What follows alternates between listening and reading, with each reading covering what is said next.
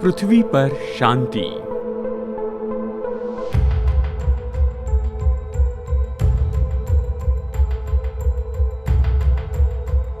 पूरे इतिहास में एक घटना ने संसार की पूरी जनसंख्या के ऊपर अपना नाश करने वाला प्रभाव छोड़कर रखा है। किसी न किसी समय में वह युद्ध। डॉक्यूमेंटेड इतिहास के 3400 साल में अनुमान लगाया जाता है कि पूरे संसार में शांति के केवल 250 साल ही रहे हैं। लिखित इतिहास में 20वीं सदी तो सबसे भयानक सदी रही है। सन 1914 में संसार में रहने वाले लोगों ने ऐसे युद्ध का अनुभव किया जो कभी खत्म नहीं होने वाला था, जिसमें इस पृथ्वी पर केवल थोड़ा ही ऐसा समय था जहां पर हथियारबंद ऐसे मतभेद नहीं हुए हो। जीवन के ऊपर में स्थानिक मतभेद और लड़ाई का अधिकार था। विश्व युद्ध, और यहां तक कि कहा गया है शांत युद्ध। करोड़ों लोग अपनी पूरी जिंदगी जी चुके सच्ची शांति का अनुभव किए बिना ही। और आज ऐसे दिखाई देता है कि हमारा संसार निरंतर मतभेद में जीते आ रहा है, पूरी तरह दहशत में है और आधुनिक हथियार की योग्यता रखता है। ये प्रतिज्ञा है अपोकलिप्टिक अंत की। ये अध्ययन बताता है कि जो महान युद्ध है वो तो बस आने ही वाला है। चाहे कुछ भी हो, मनुष्य के अस्तित्व का एक दृष्टिकोण है जो हमेशा मनुष्यों को उकसाते जाता है कि वो आक्रामक हो जाए और अपने दूसरे मनुष्यों के विरुद्ध में आ जाए। हमारे दिनों के कट्टरपंथी धार्मिक लोग पवित्र युद्ध के बारे में बताते हैं, लेकिन क्या आप जानते हैं कि इस पृथ्वी पर ऐसा समय आ रहा है जहां पर पूरी तरह से शांति बनाई होगी। अगर हम बाइबल की आखिरी किताब को देखें तो हम पाएंगे कि भविष्य में 1000 साल शांतिपूर्ण जीवन जीने के लिए है, जिसकी भविष्यवाणी प्रकाशित वाक्य में की गई है। कोई लड़ाई नहीं, कोई विनाश नहीं, कोई युद्ध नहीं। संसार इससे बदलकर हो जाएगा ऐसा। और इस शांतिपूर्ण मिलेनियम के समय हमारा मुख्य अगवा कौन होगा? न ये कोई राष्ट्रपति होगा, न कोई प्रधानमंत्री, और न ही कोई क्रूर तानाशाह होगा, लेकिन एक राजा होगा।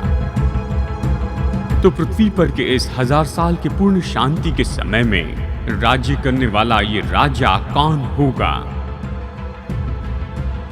यीशु जो राजा है, an agent of the apocalypse.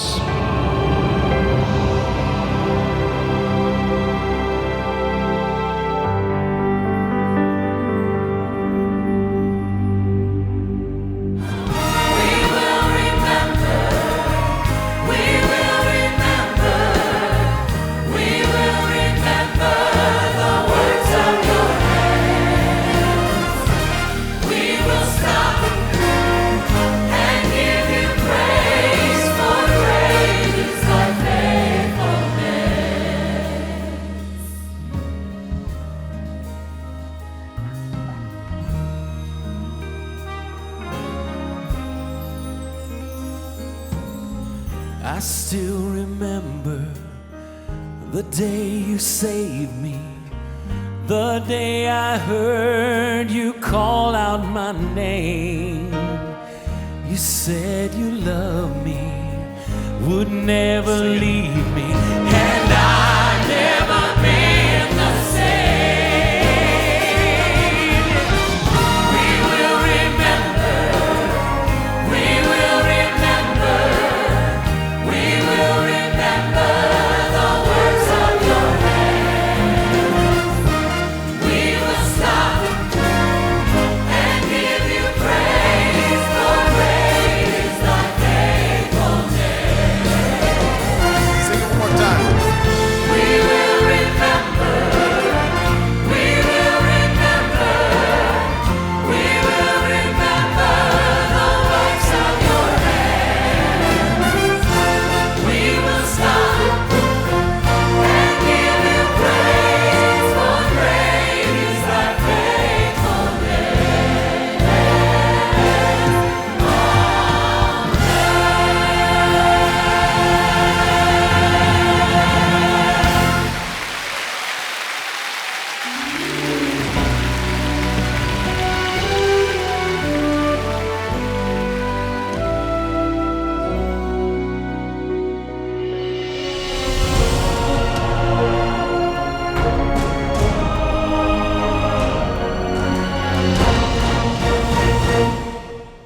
ठीक है, पेंटिकॉस्ट सच में एक बहुत ही महत्वपूर्ण है और माना जाता है कि डेलिस सेमिनरी के एक विद्यार्थी जो भविष्यवाणी के बारे में बहुत ही विख्यात विद्यार्थी थे, जिन्होंने थिंग्स टू कम किताब लिखी है जो इतनी मोटी है। इसमें बाइबल के हर एक भविष्यवाणी के वचन लिखे और इसके बारे में विवरण दिया गया है। उन्होंने अपनी किताब में इस तरह से कहा है कि बाइबल में बहुत ज्यादा जानकारी लिखी गई है मिलेनियम के बारे में, उस प्रभु राज्य के बारे में, परमेश्वर के वचन में बाकी किसी विषय से भी बहुत बढ़कर लिखा है। जब पहली बार सुनते हैं तो कहते हैं कि ये सही नहीं है और फिर आप भविष्यवाणी पढ़ना शुरू करते हैं। आप पढ़िए यशायाह, यहजकेल और फिर दानियल और आमोस और पुराने नियम के सभी भविष्यवक्ता और फिर प्रकाशित वाक्य, और आप ये जानेंगे कि परमेश्वर ने अपनी किताब में हमें दिया है एक बहुत ही अद्भुत खजाना, जानकारी का खजाना दिया है कि इस पृथ्वी पर एक ऐसा समय आने वाला है जिसे हम कहते हैं द मिलेनियम, प्रभु राज्य का युग। एक ऐसा युग आने वाला है जहां पर पृथ्वी की सारी समस्याएं खत्म हो जाएगी। ये एक ऐसा युग है जिसे मसीह के 1000 साल के राज्य के बारे में भी कहा गया है। ये बताया गया है प्रकाशित वाक्य 20 में, और फिर इसके बारे में जो जानकारी है वो हमें दी गई है, पूरी बाइबल में दी गई है। चलिए हम शुरू करते हैं प्रभु राज्य की अपेक्षा के साथ में। आने वाले राजा के बारे में एक बहुत ही विख्यात भविष्यवाणी तो यशायाह की किताब में पाई जाती है, और अगर हम इस वचन को पढ़ते हैं बिना किसी मार्गदर्शन के और उस वचन को पढ़ेंगे तो कहेंगे ये तो क्रिसमस कार्ड पर होता है, ये क्रिसमस के बारे में है। सच में इसका कुछ भाग है लेकिन अधिकतर भाग नहीं है। यशायाह अध्याय 9 वचन 6 कहता है, क्योंकि हमारे लिए एक बालक उत्पन्न हुआ, हमें एक पुत्र दिया गया। ये जो भाग है ये क्रिसमस के बारे में है। हमारे लिए एक बालक उत्पन्न हुआ और हमें एक पुत्र दिया गया है। लेकिन इस वचन का बाकी भाग इस समय के बारे में है जिसे हम मिलेनियम कहते हैं, और प्रभुता उसके कांधे पर होगी और उसका नाम अद्भुत युक्ति करने वाला, पराक्रमी परमेश्वर, अनंत काल का पिता और शांति का राजकुमार होगा। उसकी प्रभुता सर्वदा बढ़ती रहेगी, उसकी शांति का अंत न होगा। इसलिए वो उसको दाऊद की राजगद्दी पर इस समय से लेकर सर्वदा के लिए न्याय और धर्म के द्वारा स्थिर किए हुए संभाले रहेगा, इस तरह से कहता है। और इसलिए अगली बार जब आप क्रिसमस के समय इस वचन को पढ़ते हैं तो इसका बाकी भाग भी पढ़िए, क्योंकि इस एक वचन के भाग में यहाँ पर सैकड़ों साल के बारे में बताया गया है। इसका एक भाग पहले आगमन में पूरा हो गया और इसका ज्यादातर भाग दूसरे आगमन में पूरा होगा। और यशायाह ने इसे एक चित्र के रूप में देखा, क्योंकि उसके पास हमारे जैसे सौभाग्य नहीं था कि समय 2 भागों में विभाजित हो गया है। प्रकाशित वाक्य अध्याय 11 वचन 15 में हमें बताया गया है, जगत का राज्य हमारे प्रभु का और उसके मसीह का हो गया, और वो युगान युग राज्य करेगा। और वो युगान युग राज्य करेगा।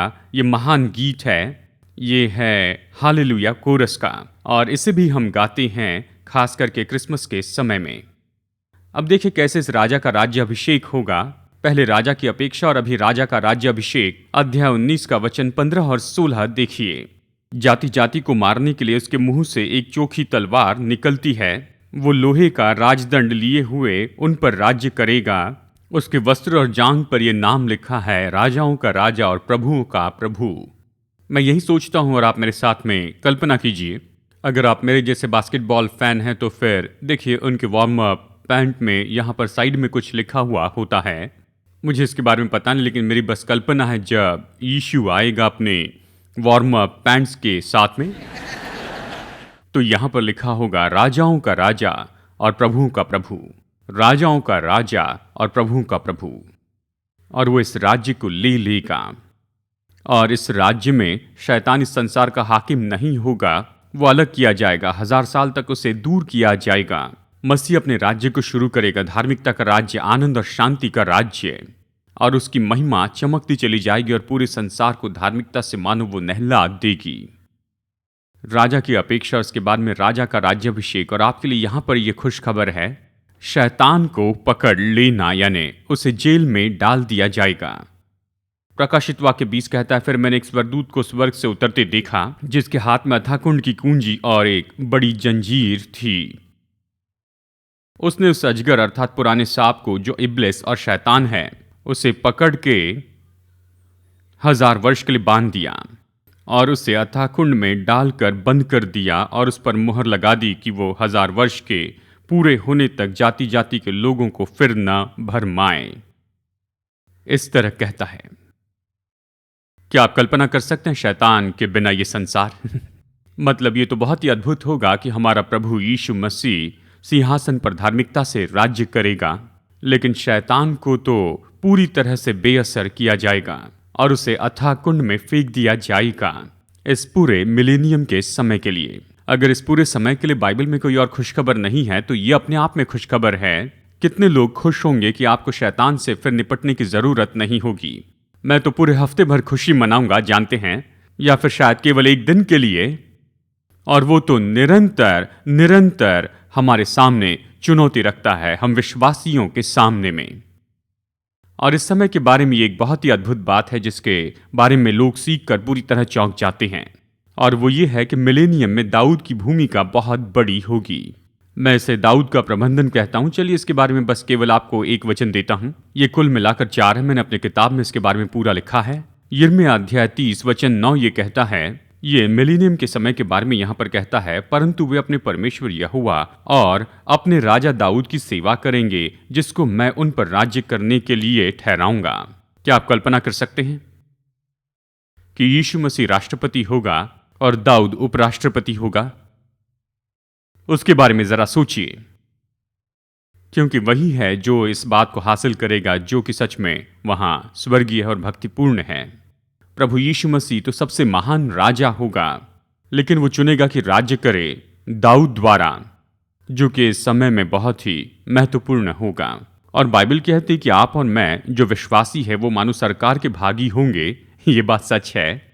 हम सब जो विश्वासी है, देखिए, हम सब रैप्चर में उठाए जाएंगे। जो इस समय में जीवित रहेंगे विश्वासी लोग रैप्चर में उठाए जाएंगे। हम स्वर्ग में लगभग 7 साल तक रहेंगे, जबकि यहां पर पृथ्वी पर क्लेशकाल चलता रहेगा। मेमने के विवाह का भोज होगा और विश्वासियों को प्रतिफल दिया जाएगा। ये सब वहां पर चलते रहेगा। लेकिन जब मसीह वापस आएगा हरमगदोन के युद्ध में और उसके विरुद्ध में आने वाली सारी सेना को वो हराएगा, बाइबल कहती है हम उसके साथ में आएंगे। और जब हम उसके साथ में आएंगे, युद्ध खत्म होने के बाद हम यहां पर उसके साथ रहेंगे और हम उसके साथ में राज्य और अधिकार करेंगे इस पूरी पृथ्वी के ऊपर। बाइबल कहती है वे जीवित होकर मसीह के साथ 1000 वर्ष तक राज्य करते रहेंगे, प्रकाशित वाक्य अध्याय 20 में। शायद आप कहेंगे, पास्टर यिर्मयाह, मैं वहां पर क्या करने वाला हूं? मुझे पता नहीं। देखिए, वचन में ऐसी कुछ बातें दिखाई देती है जो संबंध रखती है उस व्यक्ति के साथ में जो यहां पर इस पृथ्वी पर विश्वास योग्य है। उसका संबंध है उस समय हमें कौन सा प्रबंधन दिया जाएगा। यानी अगर आपको मिलेनियम में अच्छा काम चाहिए तो अच्छा है कि उसके काम की ओर ध्यान दीजिए, क्योंकि बाइबल कहती है कि हम उसके लिए जितने विश्वास योग्य उसके आधार पर वो हमें प्रतिफल देगा। मैं इससे आगे और कुछ भी नहीं बता सकता। सरकार में जरा आराम के काम के बारे में सोचिए। मुझे पता नहीं वो काम क्या होगा। चाहे जो भी हो, परमेश्वर आपके वरदान के अनुसार निश्चय आपको काम देगा। लेकिन बाइबल कहती है कि एक दिन आप मसीह के साथ राज्य करेंगे। यहां पर यीशु मसीह जो राजा है और दाऊद है जो उसका प्रधानमंत्री है। और बाइबल हमें यह भी बताती है कि 12 प्रेरित वहां पर जिम्मेदारियों को पूरा करने में अपनी अपनी भूमिका निभाएंगे। पौलुस कुरिन्थियों के विश्वासियों को लिखकर कहता है, पहला कुरिन्थियों 6:2 में, क्या तुम नहीं जानते कि पवित्र लोग जगत का न्याय करेंगे? और आप तो एक राज्य करने वाले व्यक्ति है। दोस्तों, परमेश्वर केवल स्वर्ग के लिए आपको तैयार नहीं कर रहा है, वह आपको तैयार कर रहा है कि एक दिन आप उसके पुत्र यीशु मसीह के साथ इस पृथ्वी के ऊपर 1000 साल की शांति के राज्य में प्रबंधन करेंगे। और एक बार सदा के लिए आप ये प्रकट करके दिखाएंगे कि ये सच में कैसे होगा, जब हमारे पास धार्मिकता होगी जिस पर हम भरोसा कर सकते हैं। उसमें कोई गलती नहीं होगी। वो एक भी गलती नहीं करेगा। वो एक भी ऐसा निर्णय नहीं लेगा जो कि गलत निर्णय होगा। वो किसी निर्दोष को सजा नहीं देगा और वो कभी किसी दोषी को बिना दंड के जाने नहीं देगा। वो तो धर्मी राजा होगा।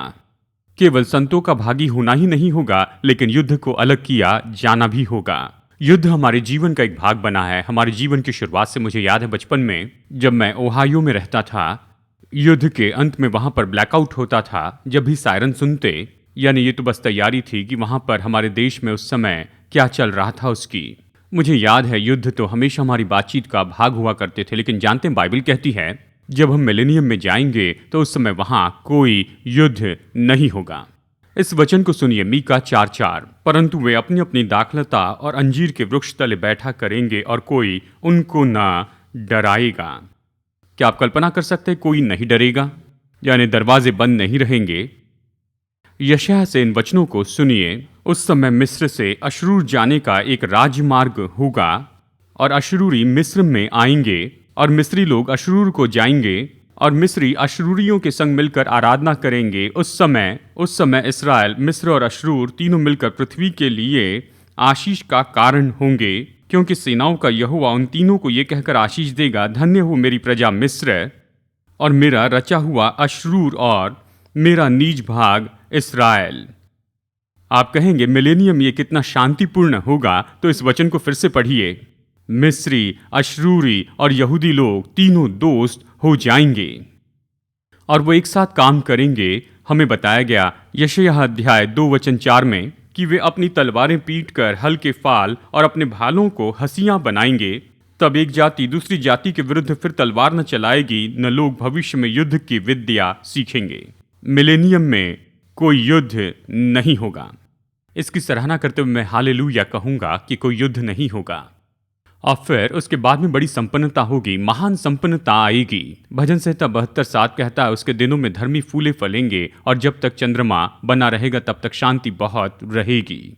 मिलेनियम में पूरी तरह से शांति की परिस्थिति रहने वाली है और उस युग में जो बदलाव आएंगे उसके कारण बहुतायत से धन संपत्ति बढ़ेगी, कोई घटी नहीं होगी और लोगों को जो भी चाहिए उन्हें मिलेगा, क्योंकि ये तो असाधारण सी ऐसी संपन्नता होगी।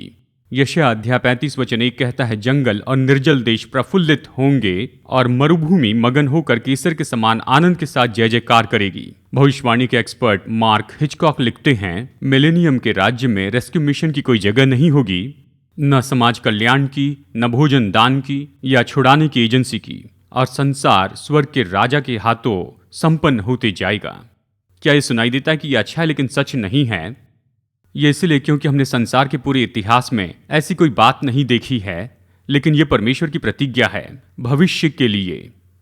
बाइबल कहती है कि हम जो कुछ भी करेंगे उसमें पवित्रता सबसे महत्वपूर्ण होगी। यशायाह अध्याय 4:3 कहता है, और जो कोई सियोन में बचा रहे और यरूशलेम में रहे वे पवित्र कहलाएंगे, अर्थात यरूशलेम में जितनों के नाम जीवन पत्र में लिखे हो। मिलेनियम राज्य पवित्रता का राज्य होगा। देखिए, यह ऐसा नहीं है जैसे बहुत से लोग पवित्रता के बारे में सोचते, वैसा नहीं। कोई धार्मिक बात नहीं जो पृथ्वी की बातों से मिलती हो। यह नहीं कि बस हम हाथ बांध के बैठे रहेंगे और जीवन में आगे नहीं बढ़ेंगे, लेकिन इसका यह मतलब है कि परमेश्वर जैसे हम अपने जीवन में धार्मिकता में राज्य करते चले जाएंगे, हम अपने आप को उसके अधीन करेंगे। सच्ची पवित्रता मतलब हमारा सिर, हमारे हाथ, हमारा दिल उसके होंगे और इस समय में हमारी पूरी जो इच्छा है वो तो हमारे यहाँ भीतर से, हमारे बाहरी भाग में भी कि हम परमेश्वर का आदर करें जिसकी हम सेवा करते और उसके नाम को धन्य कहें। और फिर बाइबल कहती है कि ये तो जीवन का निरंतर होना होगा। यशायाह 35 कहता है, तब अंधों की आंखें खोली जाएगी और बहरों के कान भी खोले जाएंगे। तब लंगड़ा हिरनी की सी चौकड़ियां भरेगा और गूंगे अपनी जीभ से जय जयकार करेंगे, क्योंकि जंगल में जल के सोते फूट निकलेंगे और मरुभूमि में नदियां बहेगी। मसीह यीशु के 1000 साल के राज्य के दौरान इस पृथ्वी पर की सबसे उत्तम दशा के कारण लोग ज्यादा दीर्घायु तक जीते जाएंगे। और ये बताता है कि जीवन काल जो है वो तो बाढ़ के पहले जैसे लोगों का था वैसे होगा, जब मनुष्य 900 साल से भी ज्यादा समय तक जीवित रहते थे। यशायाह 65:20 कहता है, उसमें फिर न तो थोड़े दिन का बच्चा और न ऐसा बूढ़ा जाता रहेगा जिसने अपनी आयु पूरी न की हो। एक वचन कहता है कि जब आप 100 साल के हो जाएंगे तब भी ऐसे रहेंगे जैसे मानो बच्चे हो। बीमारियां खत्म की जाएगी। मृत्यु का जो संकट है केवल उन्हीं लोगों के ऊपर में होगा जो अपनी इच्छा से वहां प्रभु राज्य के नियम के विरुद्ध में बलवाक करता है। और सामान्य शारीरिक जीवन का जो पूरा नियंत्रण है वो तो उसके हाथों में होगा, जिसकी आवाज आंधी और लहरें भी सुनती जाती है। कोई शायद कहेगा कि पास्टर, मैं सोचता था ये महान पवित्रता का समय होगा, तो फिर वहां पर अपवित्र लोग क्यों होंगे? यानी जो भी मिलेनियम में जाएगा वो तो धर्मी व्यक्ति होगा, जो भी मिलेनियम में जाएगा वो उद्धार पाया होगा, लेकिन उस 1000 साल के समय में वहां पर विवाह होगा और वहां पर बच्चे भी पैदा होंगे और उन बच्चों में से कुछ अपने माता पिता के विरुद्ध में बलवा करें, परमेश्वर की बातों के विरुद्ध में वो बलवा करें। यानी उस युग में वहां पर थोड़ा बहुत बलवा तो होगा, लेकिन मैं आपको बता दूं वो ज्यादा समय तक नहीं रहेगा, क्योंकि जो मुख्य अधिकारी होगा वो तो सभी लोगों के दिल को जानता है और जो कुछ भी गलत हो उसके लिए तुरंत न्याय किया जाएगा। बाइबल कहती है कि वो लोहे के राजदंड के साथ में राज्य करेगा, मतलब न्याय में ज़्यादा देरी नहीं की जाएगी, परखे जाने के लिए ज़्यादा समय नहीं लगेगा, दंड देने के लिए ज़्यादा समय नहीं लगेगा, और वहाँ पर तो तुरंत न्याय किया जाएगा राजा यीशु के उस पवित्र राज्य के दौरान। और इस समय में वहाँ पर निश्चय बहुत ही महान आनंद होगा, यानी मिलेनियम में आनंद का उत्सव होगा। अगर आपको लगता है कि आराधना में कई बार हम आनंदित होते हैं, विश्वासी के नाते अच्छे समय का हम आनंद उठाते हैं, उस मिलेनियम में बस एक के बाद एक उत्सव होते चला जाएगा। यशायाह अध्याय 35 वचन 10 कहता है कि यहोवा के छुड़ाए हुए लोगों के सिर पर सदा का आनंद होगा, वे हर्ष और आनंद पाएंगे और शोक और लंबी सांस का लेना जाता रहेगा। जब आइजैक वॉट ने लिखा ये गीत जॉय टू द वर्ल्ड, लगभग 3 सदी पहले उन्होंने लिखा, उन्होंने नहीं चाहा था कि ये कोई क्रिसमस गीत हो जाए, लेकिन इसके बजाय इस गीत के जो शब्द थे वो तो यीशु मसीह के दूसरे आगमन के समय आनंद के बारे में थे और उसके राज्य के बारे में थे।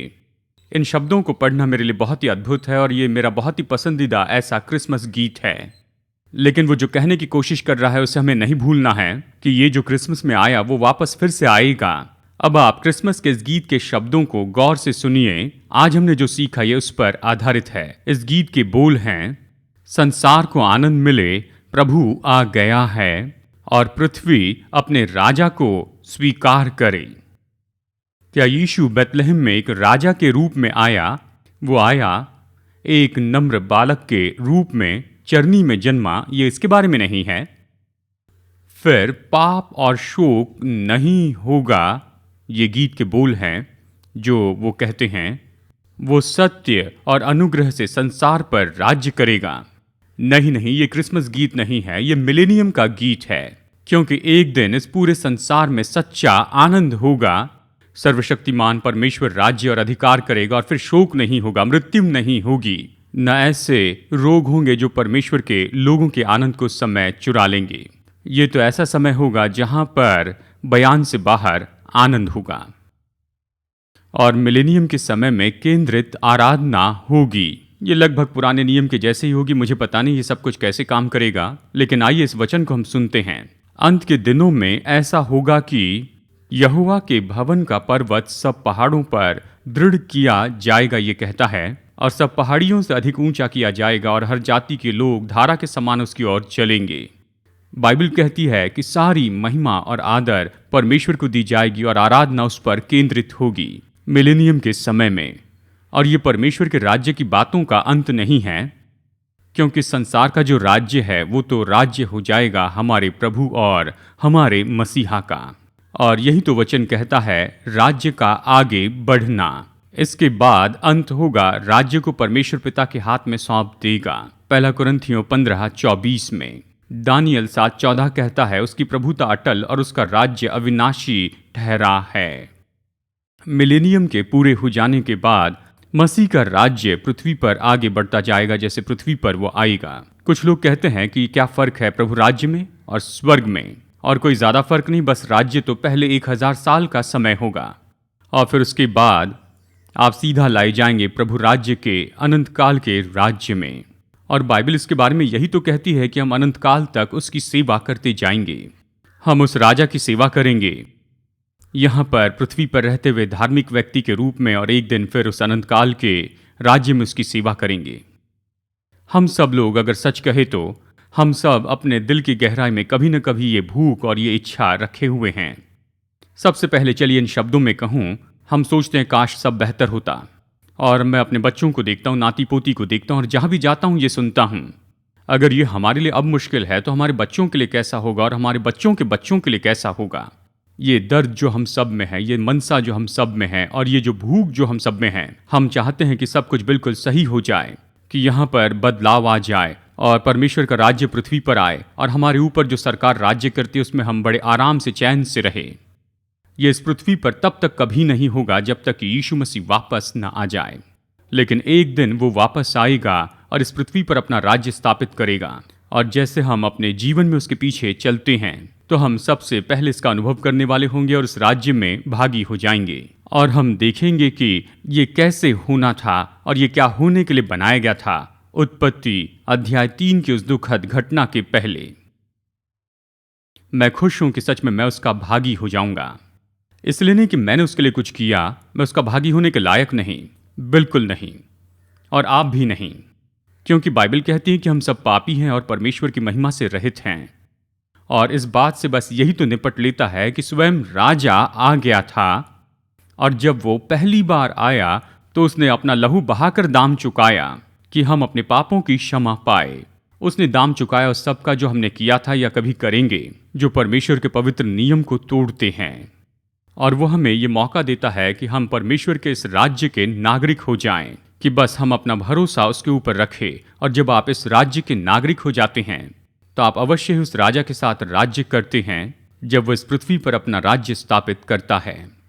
लेकिन उससे बढ़कर अभी इस समय में जब आप उसे अपने जीवन का राजा बनाते हैं, वो आपको भीतर से बाहर बदलने लग जाता है। राजा आपके दिल को अपना घर बनाता है और वो आपको बनाने लगता है जैसे आपको होना चाहिए। ये तो आपके दिल की गहराई में होता है। जैसे हमने आपको बताया है कि आप अपने दिल की गहराई से इस बात की इच्छा रखते हैं, आप नहीं चाहते हैं कि सर्वशक्तिमान प्रभु से आप दूर रहें, और राजा आ गया है कि इसे हल कर दें। अगर आप इस अद्भुत राजा को नहीं जानते हैं जो अभी आपके जीवन में रहना चाहता है और आपको बिल्कुल वैसे बनाना चाहता है व्यक्तिगत रूप में, और अवश्य ही आगे जाकर हम सब वैसे हो जाएंगे, अगर आप उस राजा को नहीं जानते तो बस आपको यही कहने की जरूरत है, प्रभु मैं अपने जीवन के सिंहासन पर विराजमान रहा हूं, मैं ही सब कुछ करते आया, सारे निर्णय मैंने लिए जिनमें से ज्यादातर तो अच्छे नहीं थे, और मैं अपनी शक्ति में से करते हुए अभी थक चुका हूं, और मैं चाहता हूं कि तू मेरे दिल में आ जा, और मैं अपने जीवन का सिंहासन छोड़ देता हूं और चाहता हूं तू उस पर बैठे और मेरे जीवन में राजा हो जाए, मेरा उद्धारकर्ता और मेरा प्रभु हो जा।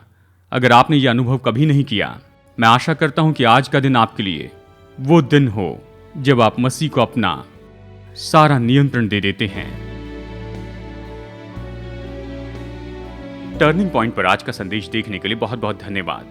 मैं आशा करता हूं कि आप प्रभु वचन से प्रोत्साहित हुए हैं और आपने और भी जाना है कि हमारे प्रेमी परमेश्वर के साथ में संबंध रखने का मतलब क्या होता है।